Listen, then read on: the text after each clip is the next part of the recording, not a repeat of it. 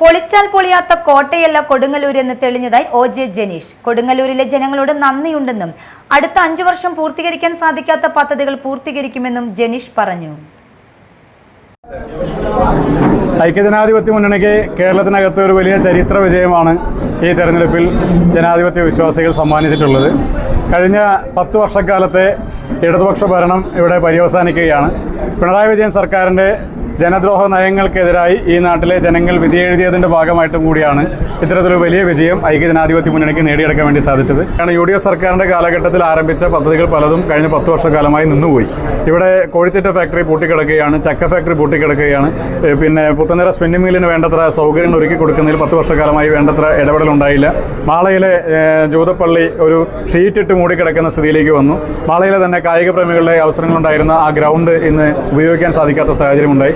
അങ്ങനെ ഓരോ പഞ്ചായത്തിലും ചെന്ന് പരിശോധിച്ച് നോക്കിയാൽ ഓരോ മണ്ഡലത്തിലും മുനിസിപ്പാലിറ്റി ഉൾപ്പെടെ എല്ലായിടങ്ങളിലും തകർന്നു കിടക്കുന്ന ഓരോ പ്രൊജക്റ്റ് നമുക്ക് കാണാൻ വേണ്ടി സാധിക്കും. കൊടുങ്ങല്ലൂർ മുനിസിപ്പാലിറ്റിയിലെ കോട്ടപ്പുറത്ത് പിന്നെ ആ ബോട്ട് ജെട്ടി ഉൾപ്പെടെയുള്ള കാര്യങ്ങളൊക്കെ തന്നെ, മുസ്ലിസിൻ്റെ ബസ് സ്റ്റാൻഡ് ഉൾപ്പെടെ, KKTM കോളേജിൽ ആരംഭിച്ച കൺവെൻഷൻ സെൻറ്റർ ഉൾപ്പെടെ അങ്ങനെ തകർച്ചയുടെ സ്മാരകങ്ങൾ നമുക്ക് ഈ നിയമസഭാ മണ്ഡലത്തിനകത്ത് എവിടെ ചെന്നാലും കാണാൻ വേണ്ടി സാധിക്കും. അതെല്ലാം തകർച്ചയുടെയും അവഗണനയുടെയും സ്മാരകങ്ങളായിട്ടാണ് ഇന്ന് കിടക്കുന്നതെങ്കിൽ അതിനെ ആ സ്മാരകങ്ങൾ എന്ന നിലയ്ക്ക് നിന്ന് മാറ്റിയെടുത്ത് ഈ നാട്ടിലെ ജനങ്ങൾക്ക് ദൈനംദിന ജീവിതത്തിൻ്റെ ഭാഗമായി ഉപയോഗിക്കാൻ സാധിക്കുക, അല്ലെങ്കിൽ അതിൻ്റെ ഭാഗമായി ക്രമീകരിക്കാൻ വേണ്ടി സാധിക്കുന്ന രീതിയിലുള്ള ഇടപെടൽ ഉണ്ടാകും. എല്ലാം ഒരു ദിവസം കൊണ്ട് സാധിക്കാവുന്നതോ പെട്ടെന്നൊരാഴ്ച കൊണ്ട്